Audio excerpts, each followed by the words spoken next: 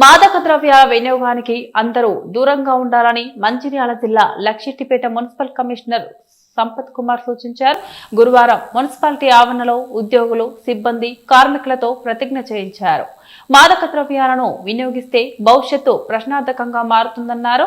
ప్రతి ఒక్కరూ ఉజ్వల భవిష్యత్తు కోసం చదువుపై దృష్టి పెట్టి ముందుకు సాగాలని ఆయన సూచించారు.